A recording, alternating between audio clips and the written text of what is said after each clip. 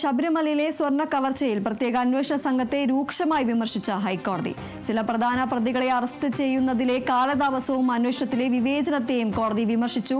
അന്വേഷണത്തിൽ ഗുരുതര അലംഭാവമുണ്ടെന്നും ചില കുറ്റവാളികളെ ഒഴിവാക്കാൻ SIT ശ്രമിക്കുകയാണോ എന്നും കോടതി ചോദിച്ചു. ദേവസ്വം ബോർഡ് അംഗങ്ങളായ വിജയകുമാറിനെയും ശങ്കർദാസിനെയും എന്തുകൊണ്ട് പ്രതി ചേർക്കുന്നില്ല എന്നും കോടതി ആരാഞ്ഞു. വിവരങ്ങളുമായി ആന്റണി ജിസ്റ്റോർജ് ചേർന്നു. ആന്റണി, അന്വേഷണ സംഘത്തെ ഗുരുതരമായി തന്നെയാണ് ഹൈക്കോടതി വിമർശിച്ചിരിക്കുന്നത്. കൂടുതൽ വിവരങ്ങൾ എന്തൊക്കെയാണ്?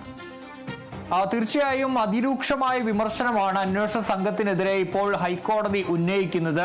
ഈ അന്വേഷണ സംഘത്തിന്റെ ചില നടപടികളിൽ സംശയമുണ്ടെന്ന് തന്നെ കോടതി പറയുകയാണ്. അതായത് വിവേചനപരമായ നടപടി അന്വേഷണത്തിൽ പാടില്ല, എന്തുകൊണ്ട് ചിലരെ ഈ പ്രതിയാക്കുന്നില്ല, ചില കുറ്റവാളികളെ എന്തുകൊണ്ടാണ് ഒഴിവാക്കുന്നത് എന്ന് കോടതി ചോദിച്ചു. പ്രത്യേകിച്ച് ഈ പത്മകുമാർ പ്രസിഡന്റായിരുന്ന ഭരണസമിതിയിലെ അംഗങ്ങൾ N ശങ്കർദാസ്, അതുപോലെ തന്നെ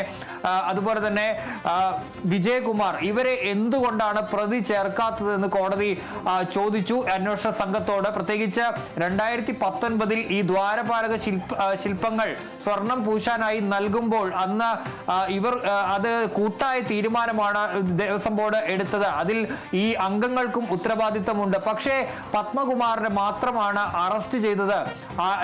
ഈ ഡിസംബർ 5-ന് ശേഷം അന്വേഷണത്തിൽ യാതൊരു പുരോഗതിയും ഇല്ല എന്നുകൂടി കോടതി കൃത്യമായി തന്നെ വ്യക്തമാക്കുകയും ചെയ്തിട്ടുണ്ട്.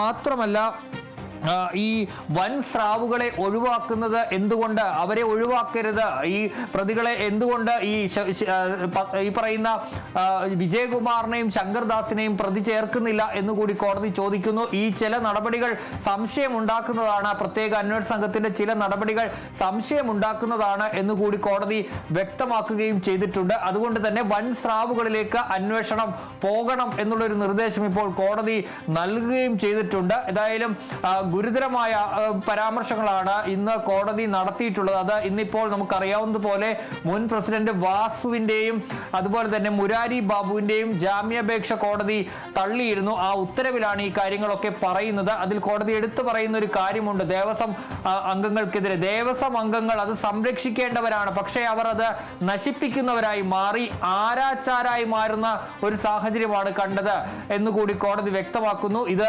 ഗുരുതരമായ കാര്യമാണ്, ഗുരുതരമായ സ്ഥിതിയാണ്. ഇങ്ങനെ അന്വേഷണം പോയാൽ പോരാ എന്നുകൂടി ഇപ്പോൾ കോടതി വ്യക്തമാക്കുന്നു.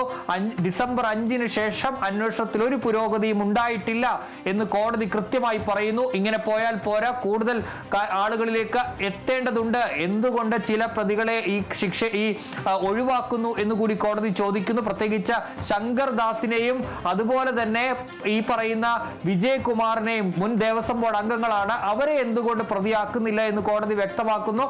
ഇത് വിവേചനപരമായ നടപടിയാണ്. വിവേചനപരമായ നടപടി അന്വേഷണ സംഘത്തിന്റെ ഭാഗത്ത് നിന്ന് ഉണ്ടാകരുതെന്ന് കൂടി ഇപ്പോൾ കോടതി വ്യക്തമാക്കിയിരിക്കുന്നു. ആന്റണി, വ്യക്തമാണ്.